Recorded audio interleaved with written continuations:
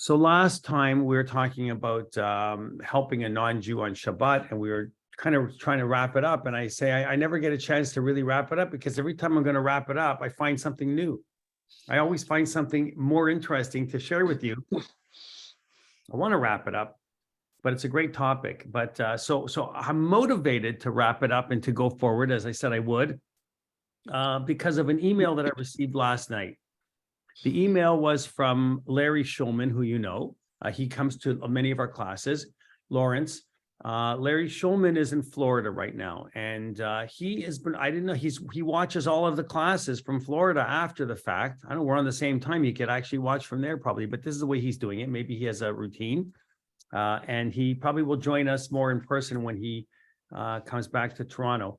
But in the meantime, I'm whenever somebody watches or sends me an email, it's like a big thrill for me because I think, well, somebody actually cares about any of this. It's amazing.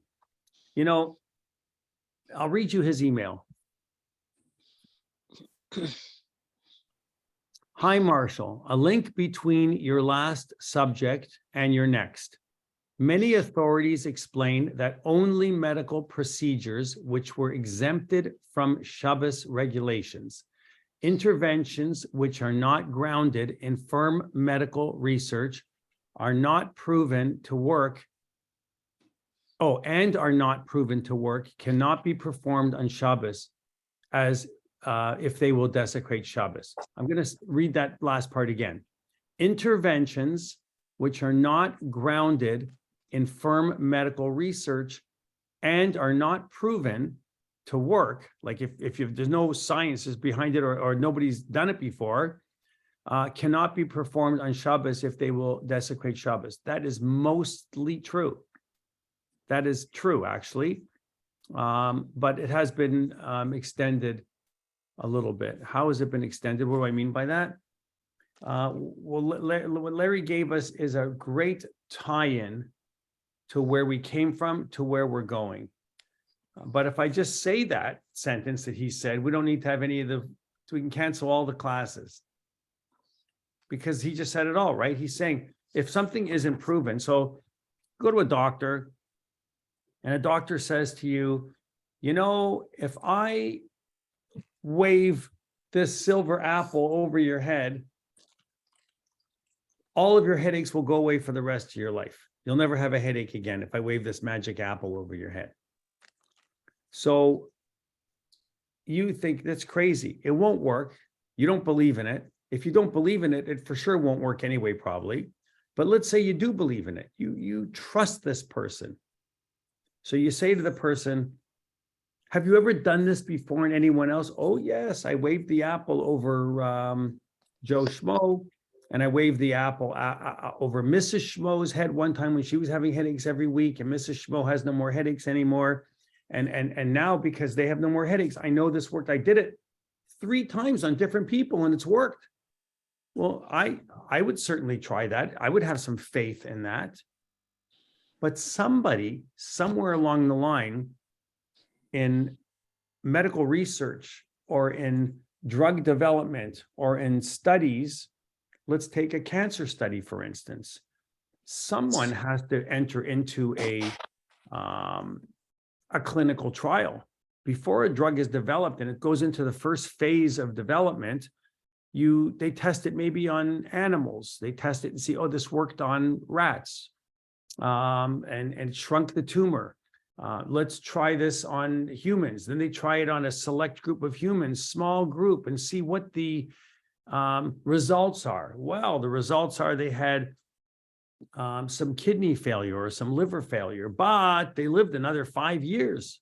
They wouldn't have lived, they would have died. If you did that and you had proven that it worked on several different people, then you are in a desperate situation. You would consider possibly having that clinical trial on yourself and going into that study if it worked on someone. So if you are going to be terminal, have a terminal illness, let's say, and not everything has to be terminal, by the way, but let's say that's what it was, you might enter into a clinical trial and try and get some help. But let's say it's not a terminal illness. You got a backache.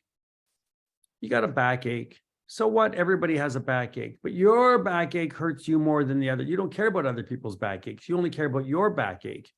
So what happens with that? So you go to a chiropractor.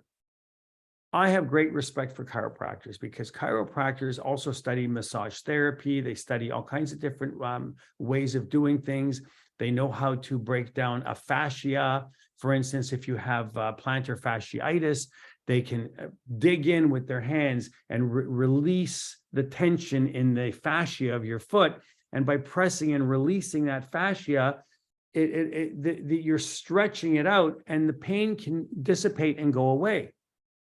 Well, I've never gone to a chiropractor for a shoulder ache, a backache, or this or that. I try and avoid going for treatments. I try and see if time will heal things on their own. But I had an experience with a foot that hurt me, and this chiropractor said, I can help you. I do this treatment. And he released the fascia by pressing on the bumps and where it was. And guess what? Over a few weeks, it went away. Now, this is the question.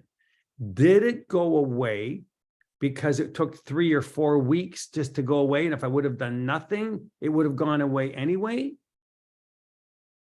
Or was it the magic of him doing what he did and manipulating the foot that made it actually go away?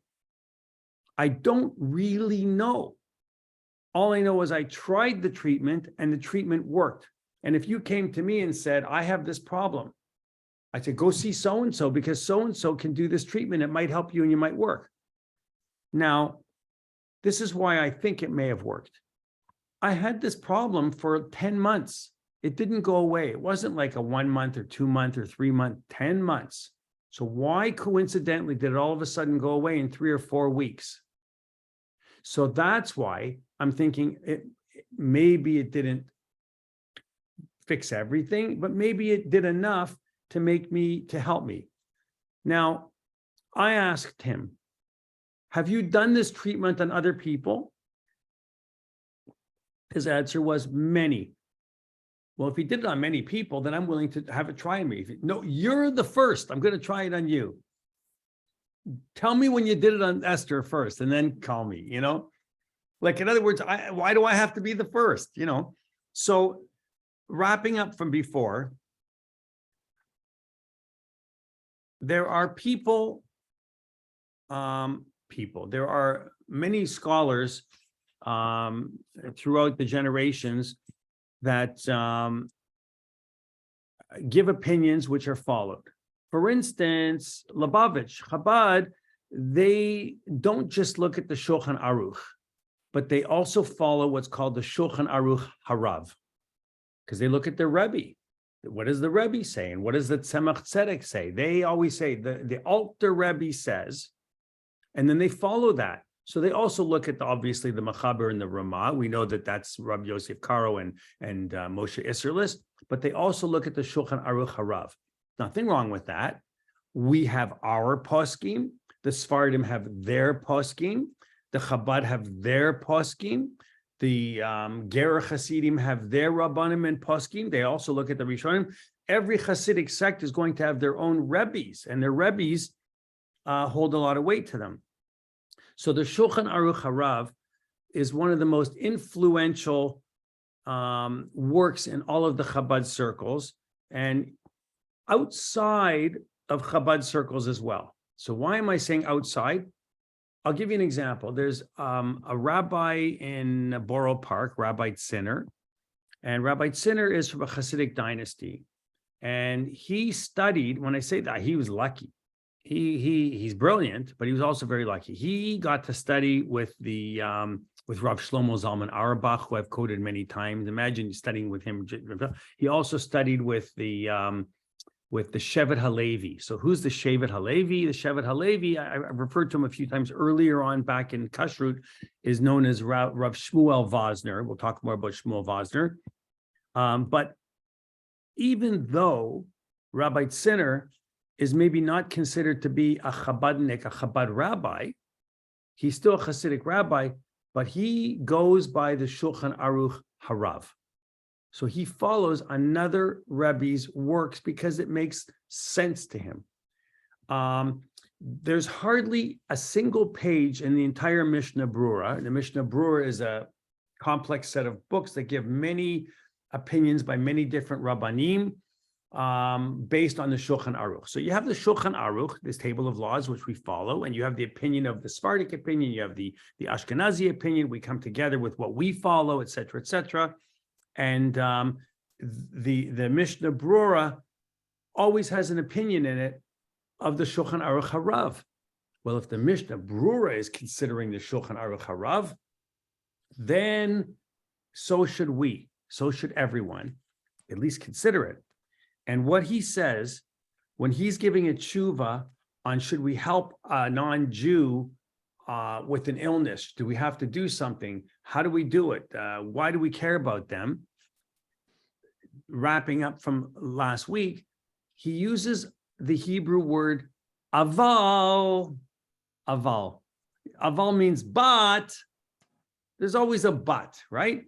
And he says, we know when he uses the word aval, that he's going to turn everything around on its other side, upside down, and change everything.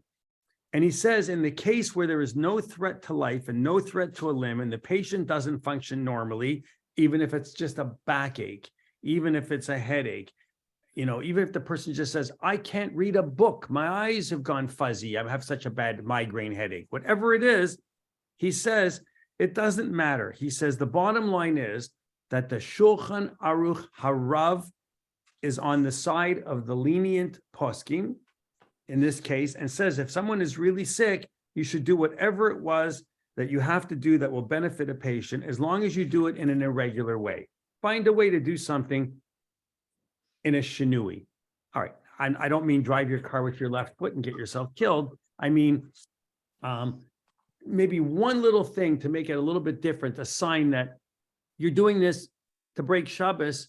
You don't want to break Shabbos, but you'll do anything you can to help somebody. And we said that's the Shulchan Aruch Harav is being very lenient here.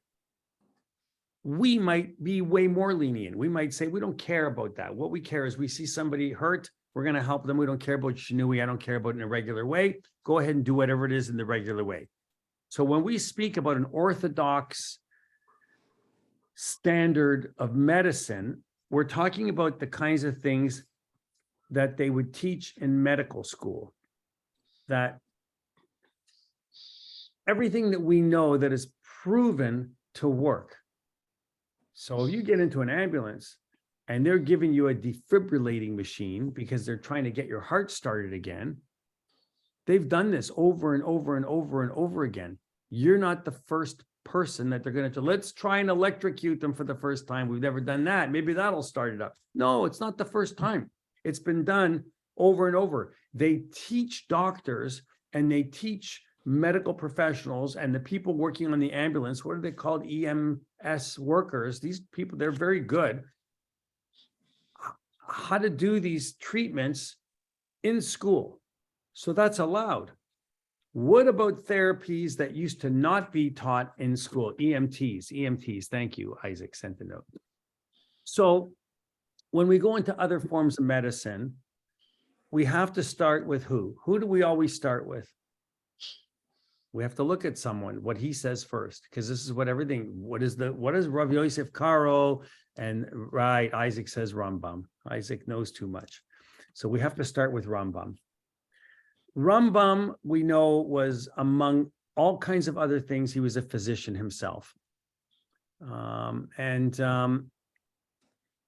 I said in the last class that he wasn't necessarily a physician by choice. He was forced into being, he knew how to be a physician, but it's not what he really wanted to do. He was a philosopher, he was an astronomer, he had important things to do. But he had to make a living, and the royal families, they in Egypt wanted him to be their attending physician. Go and say no to the royal family in Egypt at that time and see what they tell you. You know what I mean? So he doesn't want to end up in a prison cell or worse. So I think that went like this. It's so I can see on the camera. So you just do as you're told. So he did that. And it says here that once on the way back from India with a shipment of pearls, a ship sank and one of the brothers from the family from that ship in India died, and the shipment was lost.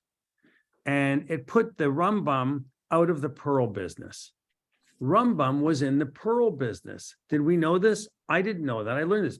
I didn't know. So when he got out of the pearl business because the ship sank and he lost all of his fortune at that time, he was a man who read every single medical journal and medical text at that time, whatever it was that existed in those days. We're talking back in the 12th century. And he became very confident and became well known as a physician and became the physician of the Sultan in Cairo. That was his opening. So we're talking about someone who was a great posek as well as a physician. But the text that we're about to look at from his commentary on this Mishnah that he wrote as a young man before he came to Egypt, you know, like, why didn't I write something like this when I was a young man? I was too busy playing pinball at Young and Dundas, and he was busy writing Mishnahs, you know what I mean? So he wasn't practicing medicine when he wrote this text. Rambam says, if a rabid dog bites you and you get rabies, and remember, rabies wasn't, you couldn't go to North York General and get some treatment for rabies. Back then, you got rabies, you died. I'll mute whoever. So if you got rabies back then, you were a goner. So back in those days, the treatment that they thought that would work for rabies was not terribly effective. And it was to take a rabid animal, slaughter the animal, and feed the slaughtered animal some of the liver of that dog that bit him or another animal that bit him, whatever it was. So you got a raccoon, and the raccoon bites you, and the raccoon has rabies, and you get rabies. They would slaughter the raccoon, find a rabid animal, take some of the liver from the rabid animal, and feed you some of this rabid. They thought this would help. I guess it was like they didn't have antibiotics. Charles Best wasn't created yet. Not that antibiotics would work for rabies. Isaac would have to tell us what does, but we know that we're talking about non-kosher food. We're not allowed to eat the liver of a rabid dog who bit you or a rabid raccoon. But if we're saving a person's life, no one's going to say you can't eat something. So kashrut,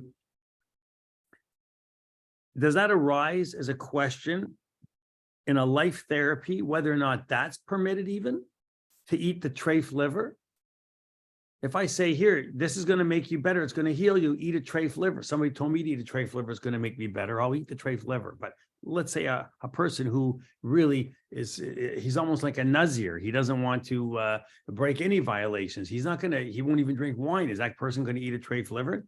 So Rabbi Messia ben Cheresh, he held that this was permitted because of pekuach nefesh. So this goes all the way back to the 12th century. They're saying here already there's a written paper saying pekuach nefesh exists. We had the concept, the idea. We don't worry about kashrut. Kashrut is set aside. Where does this sound familiar? It sounds like Shabbos is set aside. Now all of a sudden kashrut is set aside. Do you remember the case we talked about the person that had the eye problem and they were going to lose their eyesight because it was not immaculate. It was I forget what it's called. Think about it. And all of a sudden they're told you have to go to this treatment center, and the treatment center has a way of helping you, and they're going to help you there, but the food's not kosher and you'll have to eat. And they said, all right, so only eat what you have to eat if it's not kosher. Don't eat extra. Don't say, oh boy, they're serving me, I don't know, ham sandwiches, so I'm going to eat a lot of ham sandwiches. I'm going to have 12 of them. If you have to eat it to save your life to eat, only eat a kazai, a little bit, just enough to sustain yourself until you can get out. But on the other hand, the rabbis disagreed. They disagreed with the Messia ben Cheresh, and they said that Rambam held by a majority opinion. He said, therefore, if a rabid dog bit you, you should go to a hospital to receive treatment, whatever it is, a vaccination. Why do we not permit eating the liver of the dog, as Rabbi Messia ben Cheresh suggested? Well, we know that all the other prohibitions get aside in life-saving situations, right? Everything else does, whether you're a Jew, whether you're a non-Jew, whether you have to drive a car, whether you have, whatever it is, everything, Shabbos vanished. So why all of a sudden in this life-saving situation? For instance, everyone knows, every one of us knows that you are allowed to eat on Yom Kippur. Oh, you're shocked. I don't know, maybe somebody's shocked. You can eat on Yom Kippur.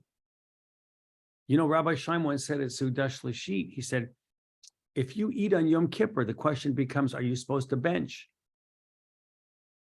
Do you bench on Yom Kippur? The answer is yes, you do. Because you have to eat. If you don't eat on Yom Kippur, you could die. You're sick. You're in a hospital. You're going to tell a hospital patient? I know people do. Some people say, I'm not eating, it's Yom Kippur. You have to eat. If you don't eat, you're going to die. You're sick. You're weak. You need the food. No, I'm not. I think that's stupid. I have no other way to say it. I just think it's plain stupid. I would tell anybody you're being stupid. If you aren't well and you have to eat on Yom Kippur and you don't want to eat, I'd be the first one to come to the hospital and tell you you're being stupid. So you're sick, you eat. Well, that means violating the Torah. Torah says we observe Yom Kippur. Well, the reason that we don't embrace the lenient opinion here is that even though in every other situation we do, is because the liver cure only works in a supernatural way. Oh, this is what Rambam was saying. He's saying, what does that mean, a supernatural way?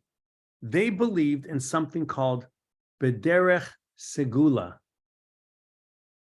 So Derech Segula is something that doesn't work in accord with the laws of nature. There is no natural reason why it should work. Therefore, if it does work according to some kind of magic, then he says you are not allowed to do it even to save a life. So if you tell me someone's just going to wave their hand up over you and you're going to get healed, they're saying here, you can't do that. Because that is a supernatural way. It's called Derech Segula. We don't believe in supernatural ways, according to Rambam. All the other rabbis who take the strict side are against Rav Cheresh, who recommended eating the liver. The majority of rabbis hold that it is correct to set aside Torah prohibitions if you are doing something that is refuah, healing therapy, in accord with the laws of nature. So if it's a segula, if it's something that's considered supernatural, it's prohibited. It's not allowed. So the question becomes, I'm telling you that up to this point, where does it go later? So I get to tell you this, and you get to nod your head and say, oh, it's up to this point. My teacher, Rav Fink, never said it's up to this point. He would leave a shiur or a class after going into great details, and I'd walk away and I'd go, how can we be like that? If somebody thinks something's going to help and they call it supernatural, who am I to tell them not to do it? If it works for them and it gets rid of their headache or their migraine, whatever it is, do it. Nope, can't. All of a sudden, I walk away and I go, you can't do it. And I believe you can't do it. And then the next year I go, well, so-and-so says maybe you can do it a little bit, but not quite like it. And I would learn, oh, and I say, oh, you can do it. And then the following week, somebody says, but so-and-so disagrees as a machloket, you can't do it. And this would go back and forth for months. Can you do something? You can't do something. Can you do something? You can do it. And then he'd break my bubble every time and say, bottom line, you're not allowed. So what I'm giving you is I'm telling you, I'm saving you that anguish, because I don't want you to go away for the rest of the day and think you can't do something when you can. You know, it's, for instance, I just learned last night again for the third time, we're doing something called taruvas. I'm learning taruvas. Taruvas is mixtures. And second tate transfers are called notain tam bar notain tam bar nat. The short form for it is nat bar nat. Well, you know, you cook something, a potato, and you use a fleischica pot, and you cooked it in the pot with water.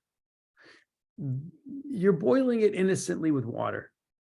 And later on, you decide it's only a potato, and I cooked it in water. The pot hasn't been used for at least 24 hours. So it's kind of like a clean pot, even though it was fleshik. I didn't cook it together with meat. It's just a potato. Can you take that potato and put it onto a dairy plate? I was cooked in a meat pot. Well, according to the Shulchan Aruch, according to Rav Karo, you can. According to Rav Moshe Isserlis, the Ashkenazi opinion, you can if you do it not intentionally. You did it by accident. But you shouldn't do it to start with. According to the Machaber, according to Moshe Rav Yosef Karo, he says you can do it even to start with. You don't even have to worry about it. In fact, he says you can have sour cream on top of the potato. Not if it was cooked in a tzli, not if it was cooked in a kli, like a frying pan, tzli, like roasted in a fry or fried. If it's fried, it's direct heat contact. But I'm talking a secondary transfer in water in a pot that hasn't been used in 24 hours. Is the pot infusing, the water in that pot infusing the potato with meat? So there's different opinions. When you have a Sephardic opinion and an Ashkenazi opinion, one says you can do it even to begin with. The other says if it's accidental, you can do it, but you can't do it to start with. We seem to get the short end of the stick all the time. We're always getting the Ashkenazi side, right? Maybe sour cream on a fleshika potato would taste better. I don't know. I'm just saying that when I say some people follow the Shulchan Aruch Harav, and he's more lenient on something, that's good for them. But you got to follow him all the way through. You can't say, today I'm following the Machaber because he allows me to kosher glasses for Pesach. The Ramah does not. Are we following the Ramah? Ashkenazi, we're supposed to. But wait a minute. Minhag habayit, minhag hamakom, minhag your community. My father, Olav Shalom, koshered glasses for Pesach. How do you kosher glasses for Pesach? I know someone else in our congregation, I just had a conversation, they do it. You change the water over 3 days, every 12 hour, 24 hour, whatever, 24 hours, I think you train the water. It doesn't have to be hot water, it can be cold water. And why? Just because it's a cleansing process for glasses. Some people, like Rabbi Moshe Isserlis, doesn't allow that. Why? Because he says glass is somewhat porous. I never saw water leak through the glass, but they're saying it's made out of sand, so you can't do it. It's a kli cheres. All right. However you hold, we're not supposed to pick and choose either way, but I could say, my father did it. I'm following in my father's footsteps. I'm going to do it. I'm honoring my father. I can do it for Pesach. I can do it. Well, you have to decide what you're going to follow. I'm not going to tell you that if something is supernatural and it can help you, not really supernatural, but let's say, and we'll discuss what that really means, but something that might sound as an alternative therapy outside of manipulation. If a chiropractor is massaging your back and that helps and feels better, that's something that's tangible. If someone does what I hear, I don't know, Reiki or one of these things, if it helps you, who am I to decide for you if it helps you or doesn't help you?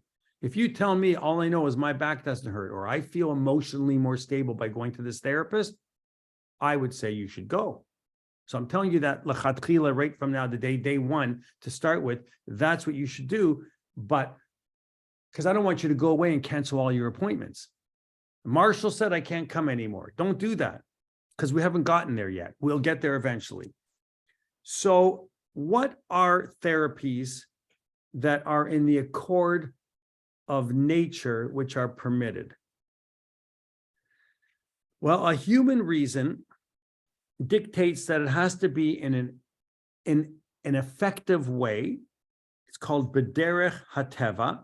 Following the ways of nature is permitted. So in order to qualify as a natural remedy and be permitted, we need human reason to underlie the explanation for why it works. We have to have a reason. You have to tell me why this works. A supernatural remedy may work, but human reason can't explain it. So this is still in the early Rishonim posing a problem. They say, okay, I'm willing to accept that this remedy that you're suggesting will work. Can you explain it to me? And you say, no, I can't explain it. All I know is the person takes the magic apple and they wave it over my head and then I feel better. Well, I say, well, that doesn't explain anything to me. What do you mean? He waves the apple over my head and I feel better. Well, if we don't understand why a therapy works, and I can't say it works because inside the apple, there's magnets. And the magnets have a sense of pulling. And the pulling is repelling the magnet that I wrap around your head with the belt I put on your head. I have a magnet. And it's the negative force, and the apple is the positive, and they're repelling. And the repelling of the magnets is causing, I'm making this up, by the way. I'm just giving you a bubbemeise, but I'm saying if I gave you an actual reason and said, this is the reason the therapy works, you'd say, okay, Esther, I got this person, they get rid of all of our headaches. Why? Because we're going to wear a magnet on our head for today, and the magnet's going to pull on the apple magnet. The apple magnet's going to take away your head. You might say, I'm going to try the apple magnet. I learned something from somebody every day. Esther told me 4 years ago to give up sugar and don't eat for a few hours a day. I said, you're out of your mind. So I didn't listen. Now I'm doing it again. I'm trying it. And you know what? It's not a bad idea. I'm not saying it's for everyone, but it works for many people, right? So the bottom line is that there are two things so far. Two things. The first thing is that either one of which, whatever it is, the medical therapy as being permitted has to, one, have a human reason to explain it. And two, you have to be able to experience or demonstrate that it's true. Okay, Larry, so I know Larry Schulman's going to watch this. So when you're watching this, you'll know that I'm giving you a kavod here because you had the right answer. Experience has to demonstrate that it's true. This is what was said among the early Rishonim. Now, we see a foundation of the problem that we have to deal with here. What is the foundation? Remember that back in the 12th century, when Rambam wrote what he wrote, they didn't know anything about double-blind studies. You know what a double-blind study is? Like when you're some people are getting, you got two groups, let's say, two cohorts, and one is getting a placebo and one is getting the actual drug. They both have the same disease. We're going to see if the placebos are getting the same, are having the same results, like me with the guy with the foot that made my foot better. Now we take person B, and person B thinks they're not going to the doctor. They're going to the doctor, but the doctor is doing nothing for their foot. On me, he's manipulating the fascia. On you, he's doing nothing. And we're going to see. And both of us both get better in 3 weeks. One had the treatment, one didn't have the treatment. We're going to start to wonder, is this treatment really working? So double-blind studies can give us a bit of information. You know, if you test 1,000 people, 500 over here are getting the drugs, 500 over here are getting, I don't know, a glass of water, but we're calling it the drug, but they don't know that. And they, unfortunately, the disease progresses. And over here, these people are getting better. Well, then we know that this drug is working. It's demonstrated. So this double-blind study is what we, in today's modern medicine, is largely based on statistics. Statistics. My wife, Laura, sits all day and goes through statistics for drug development for head and neck cancer, for cancer research. Statistics all day long. I would kill myself. I'd shoot myself. I had to look at numbers all day. I can't sit for 4 minutes, but this is what she does. And it's an important study because we have to see who the drugs are helping in these double-blind studies. Well, today's modern medicine and all of the drugs that we take and that are approved after the third or phase 4 or whatever it is, and then they come to market and the company buys it, and now it's put out by Pfizer and they give us the vaccine so that we shouldn't get COVID. You know, we think that this thing was raced. All of a sudden, boom, people think 5 minutes after Doug Ford said, we're going to find a vaccine, or Trump, that all of a sudden there's a vaccine out there. They developed a vaccine. mRNA vaccines have been being developed for many, many, many, many years before they brought this vaccine out. This wasn't a 5-minute thing like people think. Oh, all of a sudden they got a vaccine. I'm not taking that. I'm not taking something that was developed in 4 minutes. I'm not saying you should have taken it. You shouldn't have taken it. I took them all because I felt I thought my father was much smarter than I. As a pharmacist, he said this to me, he said, if you don't take a vaccine that's being offered to me, you're a fool. I'm not saying you're a fool. He said to me, I'm a fool. So I take the vaccines because for me, I look at it as, they always said this outweighs that. I look at it as I don't want to get anything. And if I am going to get it, I want it to be very mild. So I had it, Baruch Hashem, it came and it went very quickly for me. I was very lucky. I had the vaccines. It wasn't a big deal at all. I'm lucky. I didn't have long-term COVID because it's a very serious thing. People that get it or don't, so I don't want it. And I'll take the vaccines and I'll be happy with that. Why? Because it's been demonstrated through other ways, other kinds of things that vaccines have worked. I took the Shingrix vaccine. I'm using myself as a guinea pig to you to say that I hated it. The second one made me feel sick all day. I had shivers. I said 1 day of shivers is better than having weeks and weeks and weeks of pain of having shingles. So I'd rather take the vaccine. That's just my opinion. So we know that how a double-blind study works and why these drugs are developed with patients that had similar situations and conditions. They're all divided into two groups, right? But when the Rambam said that the experience was valid justification for using certain medical therapy, he wasn't thinking about massive blind studies back in the 12th century because they didn't do it and they didn't have it. Back in those days, experience was thought of being 3 trials. And this is what Larry Schulman said to me. Follow up in his email, he said, it has to be proven 3 times. So up to this point, he's 100% correct. But we have to go forward later and see, does that hold water? Does that hold true for later on? Do I need 3 people because we got 1, 2, 3, 4, 5, 6, 7, 8, 9, 10. I got 11 people with me. We've got 11 people in the room here. And all of you are going to say, I didn't do that treatment. I can't tell you if it's going to work. But one of you did it. Only one. And I'm in that situation and I want to get help. I think I should be able to try it if only you have only one case that it worked. But up to now, we don't have that. And that's where my teacher would leave me hanging. He'd say, unless it's done 3 times, you can find 3 people, or the doctor can say, I've tested it on 3 people and it's been successful. That's sometimes not always possible. I've performed this treatment on 3 people and it's worked on 3 people. That I would for sure try. What if I said to you, I've tried it on 3 people, it worked on 1 out of 3. How's that? You don't like that one, Noreen? Why? Adele doesn't like it either. It's not a good enough result. Only 1/3 of the. So it's good enough for me, not for you. I'll tell you why. If I went around the room here and the only person that had it and said it worked for only 1 person, it didn't work for you, but it worked for Adele. You had the treatment, it didn't do anything for you. Alex had the treatment, nothing for him. Alex said, I'm better off having a double scotch. And well, now we're only allowed to have 2 drinks a week. So I don't know what we're going to do. I figured it out. 1.5 ounces is considered a drink.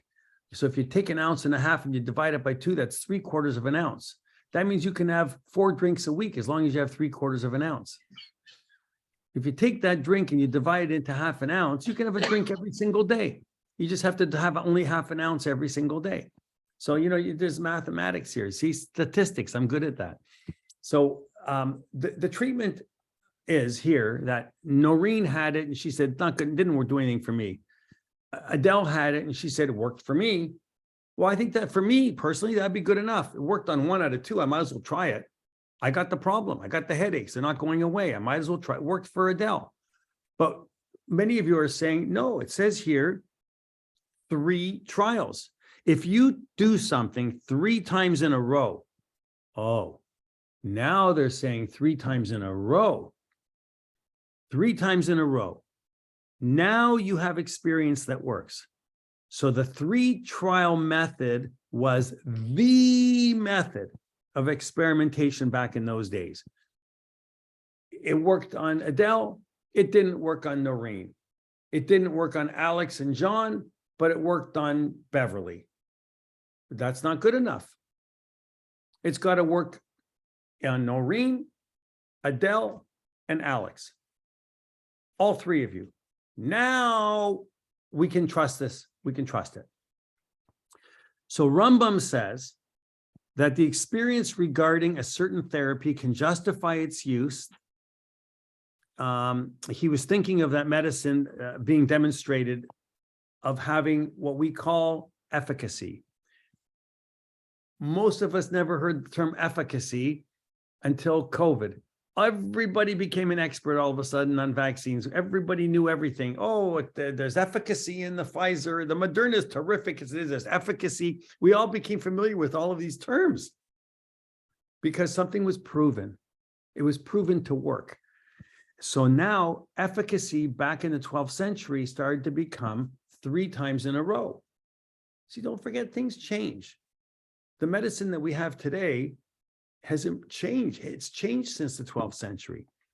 So when Rambam said that experimentation is a valid base for permitting a medical treatment, did he mean that a 3-time trial was all you need? Or did he mean that you have to use experimentation based on the best standards that you have at that time? At that time. So nowadays, we have higher standards because we've evolved. So 3 times isn't enough in a study.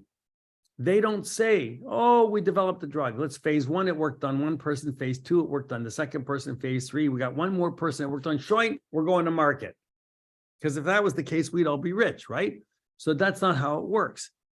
It's much more advanced than it worked on 3 people. Let's go for it. Up to this point, we have that anything that human reason can explain is called, anything that human reason can't explain is called, so anything that human reason can explain is called natural. So if you can explain to me, it works because we give you this antibiotic and it fights the antibodies fight the other cells, and therefore they withdraw and our bloodstream is fixed, whatever the medical term is going to be, and we're able to continue to live instead of dying of some whatever it is that we're going to get. Don't forget, you didn't have antibiotics, you could die of so many things. It was really challenging times, right? But then all of a sudden, we're saying now that if anything can't be explained, then it's called supernatural, segula, derech segula. So I don't know. If I have the magnet I put around my head and I have the magic apple, which has the other magnet, I wave it over your head, I'm explaining it to you. I'm saying, well, the magnet goes over. You said that's not good enough. I want to know, what does the magnet do? Well, tell me what, they got a magnet on the outside of your head and a magnet I'm waving over your head. Well, what does that do? Why am I saying a magnet? We're going to get to it. Why? Because you know how there was this whole thing many, many years, maybe some of you still wear it. I don't know. They have magnetic bracelets. They became very, very popular in the 80s. I remember back in the 70s, and later on they came back in the 80s. You got arthritis, wear a magnetic bracelet. You'll have no more arthritis. They should have Copper. Okay, copper. They should have listened to Esther. Give up sugar. You'll have no more inflammation. You'll have no more arthritis. I'm telling you. They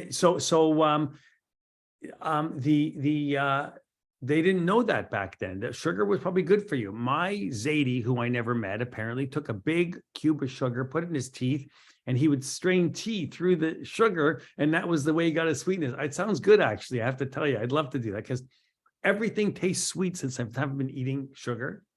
I mean, I do get sugar in a piece of fruit or in a something that I eat probably has some sugar, but I'm not eating additional right now. I wanted to try this for a little while to see if I could do it. I'm not saying I'm never going to have a piece of cake for the rest of my life. I don't want to do that because then I'm committing to something. I'll be a liar if she sees me have a rugelach, you know what I mean? So I don't want to do that, but I haven't had one for a while. Isaac said refined sugar is terrible for us. It's true. So what I've noticed is that all of a sudden there's these links. When you think about it for a minute and you say, well, there's proof. If there's lots of people out there that have not had this inflammation or whatever it is, because sugar, that is what I would call having efficacy, but nobody looks at the natural remedies. We look at pills. We look at, oh, they have a pill for, I don't know, diabetes, beginning diabetes. And I say, well, have you tried not eating sugar? Maybe that you don't have to take the pill. You know what I mean? Like I'm just saying, you could try something, right?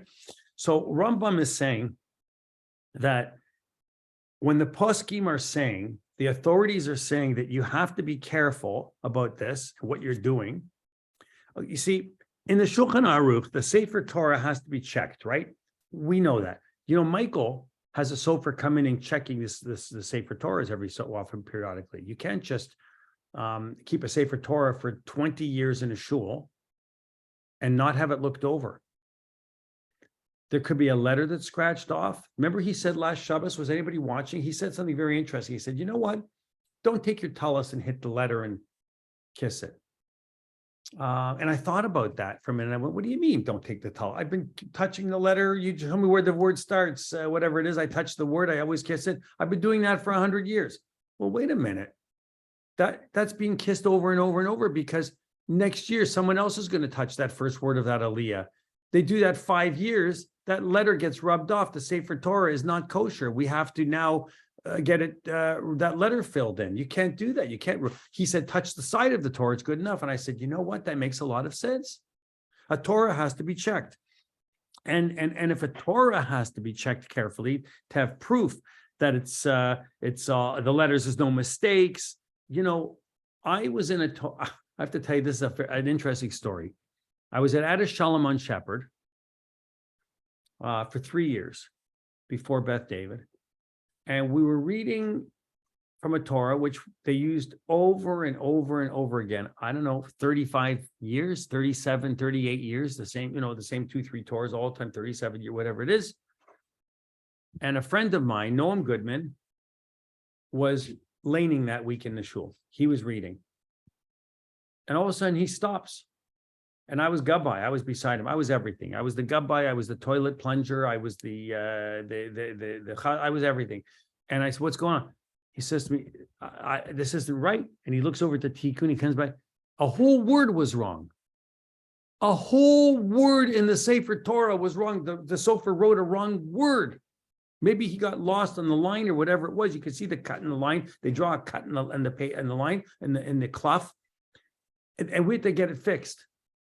My goodness, that Torah was read for 30 something years. Nobody caught the word. Nobody ever changed it. Nobody complained about it. Nobody said anything. The whole Torah for one word, not a letter, a word, a whole word. It was astonishing. So, you know, when you are confident that there's no mistakes, there was a Rebbe called the Klausenberger Rebbe. This is in my notes. I'm going to share this with you. In our generation, he says, it follows that no Sefer Torah should ever be used for congregational reading unless a computerized checking of the Sefer Torah is performed. Within the 12, back then, did we have computerized readers? They do today. And he's saying every Torah, because we make mistakes. We just see the word, it says, I don't know, bayom, and we just accept it. So it's bayom. The sofer's not going to write a wrong word. A sofer did write a wrong word. If it's computerized, checked, it's better. It's even better than human. That was according to the Klausenberger Rebbe. He said, have a computerized checking for the Sefer Torah, and that can be done today. He says that a computerized checking is the best method that we have today for verifying accuracy of a Sefer Torah, and other poskim don't like it. They don't agree and say, back in the days when the Shulchan Aruch said you have to have proofread it very carefully, he wasn't talking about a computer. He was talking about human beings. A human being, you, me, we'll catch it together, a human being. Well, it carefully says that in an absolute halacha, a halacha which remains in effect through generations and generations, even though we have computers today, the halacha doesn't change. We have to be very careful about this. Or did they mean that standards of medicine changed from the halacha of what it was then to what it is today? That maybe we can go along with the standards, even Orthodox poskim. So Rambam continues and he says, those who permitted medical therapy based on reason and experimentation, it is forbidden to use therapies which are segula, a remedy which is considered supernatural, which cures someone supernaturally. That is a remedy which human nature cannot explain how it works. And he says, what's wrong with these supernatural therapies? For example, eating the liver of the dog that bit you. Supernatural remedies don't work so well and aren't as effective as the natural remedies. The reason they don't work so well is clear. There's no explanation on how they work. So this is the rule. Know it and remember it, he says. This phrase doesn't appear anywhere else in Rambam's writing. I highlighted this because he doesn't say this. He doesn't use that sentence. This is the rule, know it and remember it. That's not my words. You might have thought I'm saying this is the rule, know it and remember it. Rambam is saying this. He doesn't use that phrase very often. So he's being very serious as a physician here when he says that the rule is if it's supernatural, you can't do it. Was Rambam always right? We'll find out. So this is a very big idea by Rambam. In order to use medical treatment, in order for it to be permitted, it has to be rational. But what about something that can't be explained? Either human reason or experience. You explain it to me, tell me this works because whatever the reason is, scientifically, give me some reason. Tell me why you think it works. It's ASA, aspirin. It's going to make the blood flow faster through your veins and arteries. And because it decoagulates the blood, or if that's the right word, doesn't decoagulate, but thins it, that it flows faster. Therefore, it will relieve the stress on the arteries or the veins, and your inflammation will, and your headache won't hurt. I'm giving you a reason why ASA might help your headache. But if I say, I don't know, it's magic. You take this pill, it doesn't taste good, and it'll help. That's not a good enough reason. But if I said to you, I don't know why it works. I can't explain ASA. It does something, ichfez. I have no clue about it. I don't know anything about the science of it. All I know is that Noreen and Adele and Alex and Jackie and Harold and John and Rose and Beverly and Marshall and Isaac, everybody's taken this pill that tastes bad, and it's gotten rid of all of their headaches. Okay, that's good enough for me. If it worked on Alex and got rid of his headache without a scotch, and it'll work on me, I'm going to take it too. Because why not?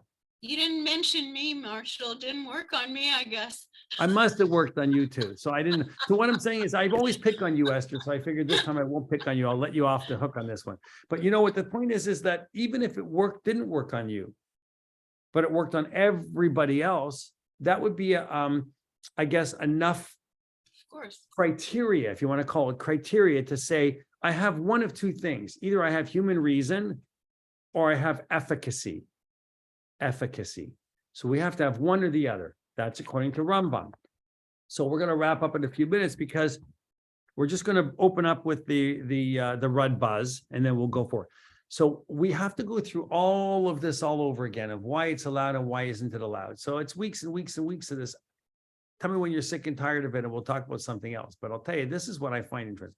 The Rud Buzz, because Rambam was in Egypt and he was looking after the Sultan of Cairo.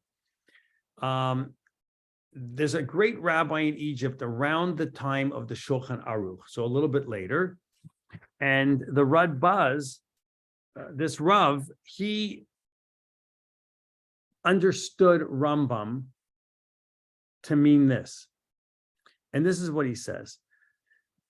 On Shabbat, you are not allowed to carry anything around in a public domain. Just remember, there's no Eruv yet, right? So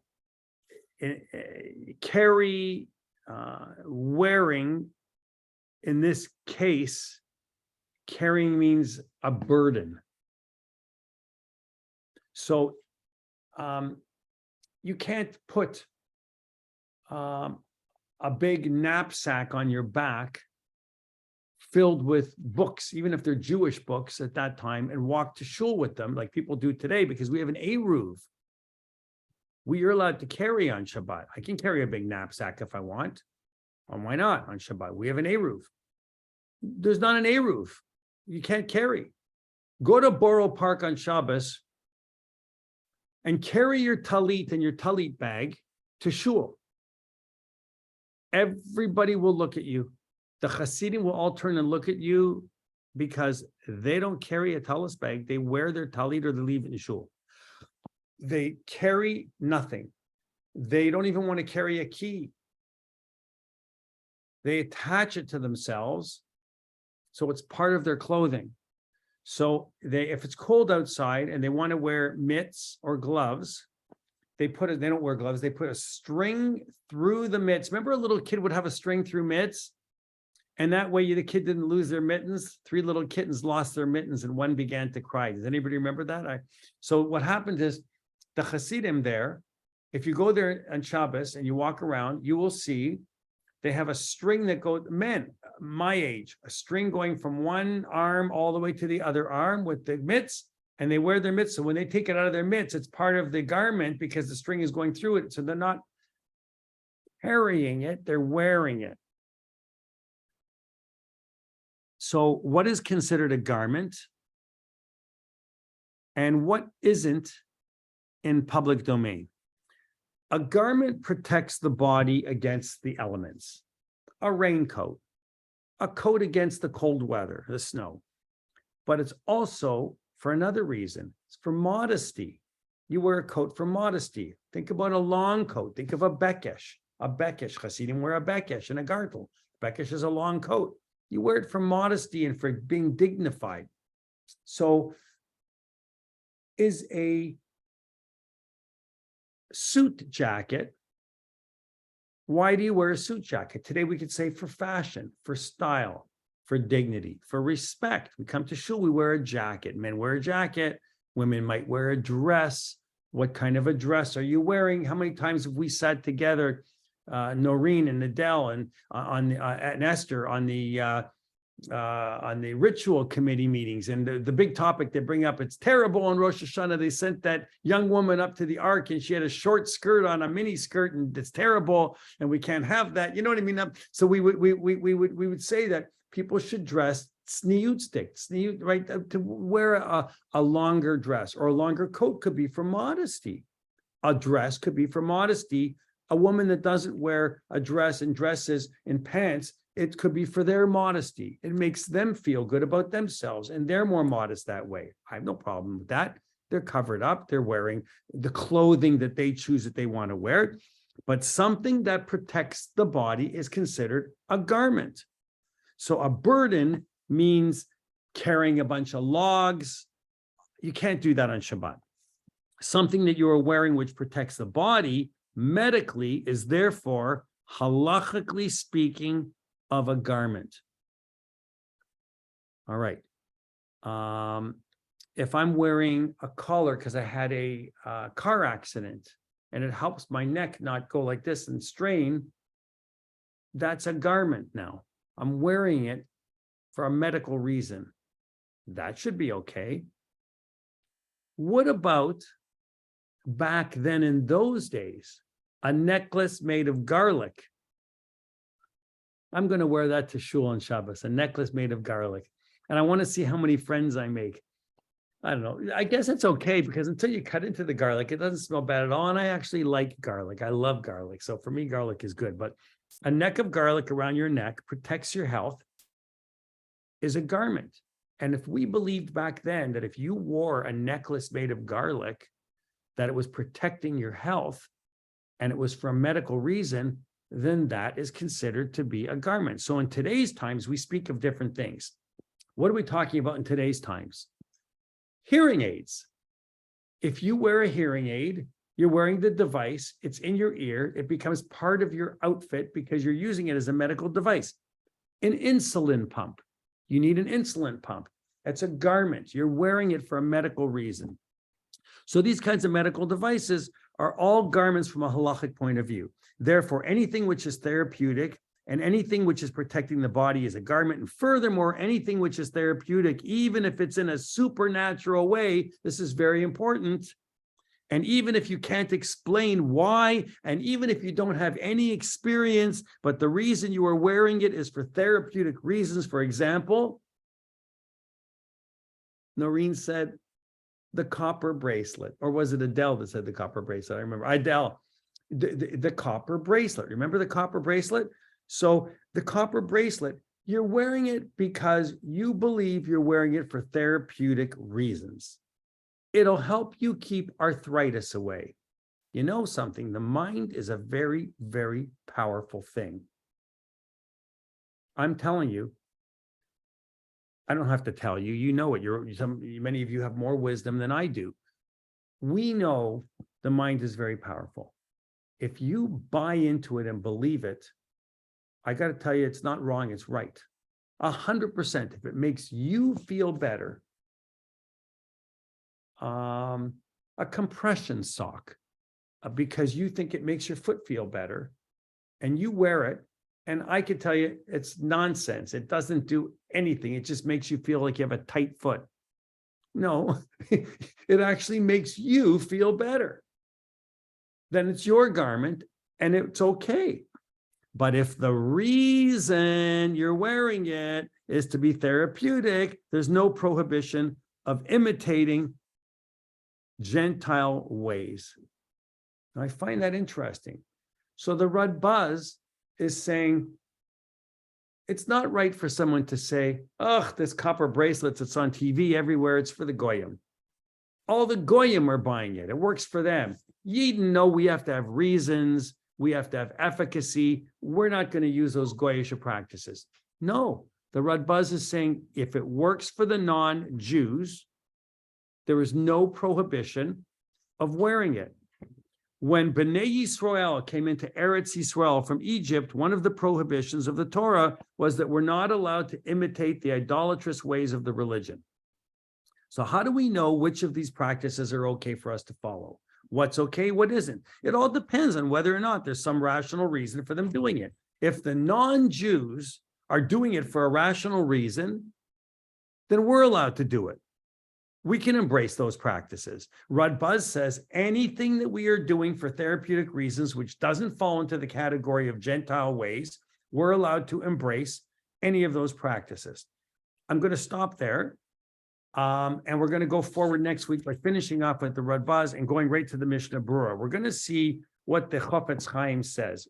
Mishnah Berurah was written by the Chofetz Chaim, known also as Rav Yisrael Meir Kagan. And we're going to take a look at what he says, because he will touch on other opinions. Rashba. We're going to go all the way through the Rashba. And if we have time, we're going to go right to the modern Pasuk next week to Rav Moshe Feinstein and see what Rav Moshe Feinstein says about this. And that will excite Larry Shulman when we talk about that, because he reads, I think, everything by Rav Moshe Feinstein and Avadia Yosef, who is the chief rabbi for the Sephardic Poskim in Eretz Yisrael on the rabbinic court. And we'll stop there. It's 10:03. I've talked too much, and we'll continue next week. So that's it. Does anybody have any questions? I think you're right with the copper bracelets. Years ago, when I did wear them, they seemed to help. I gave one to my mother. She didn't believe in it. She didn't like the black, I guess the acid that came off. Correct. And she took it off and wouldn't wear it. Didn't make any difference. I've worn Right. it recently, leery about it. Didn't really help. If So you're mind leery, over matter. if you're leery, it won't work. Yeah. And things that should never work, if you believe in it, it will work. Like Marshall said, the mind is a powerful thing. And I heard one study where they gave people the real thing and a placebo, and they told the people who were taking the placebo that they were taking a placebo, and they still believed it would work. Right. Look at, Esther, what Isaac just wrote. Yeah. It's the Yeah, but placebo effect. they knew those people knew they were getting the placebo, Mhm. not the real thing, and they still believed it would work for them. But that's how It worked for that's them. how placebos work. That's the way Not if you- placebos work. Yes, but if you know that you're not getting the real medicine. No, but that doesn't matter, right? Like you just know you're getting something and you believe it works. And that's why medical studies, it's not just double-blind randomized controlled studies. It's the control that's important, right? It has to be proven to work better than the placebo. So it Right. has to be more than just you believing in it to work. And I have to tell you, based on what Isaac is saying, it's very, very true.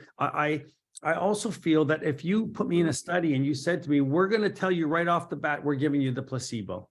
We're giving you the placebo. I would be thinking to myself, sure they are. They're probably telling me because they really want to know if it really works. They're probably giving me the real drug. I wouldn't even believe that you're giving me the placebo. You know what I mean? So I'd be skeptical even at that. But I find it interesting what you're saying, because the mind is a very powerful thing. And I believe that we haven't even tapped into I'm going to say a tenth, but of what our mind is actually capable of doing. We can do a lot more than what we maybe in 1,000 years from now, if we don't blow up the world, then we'll be able to use our mind differently. We're just beginning to learn how to tap into our minds, and there's a lot of truth to that. But I really believe that we have not done mankind a service with the way we were brought up. I'll stop the recording here. We don't need to type this stuff here, but I think that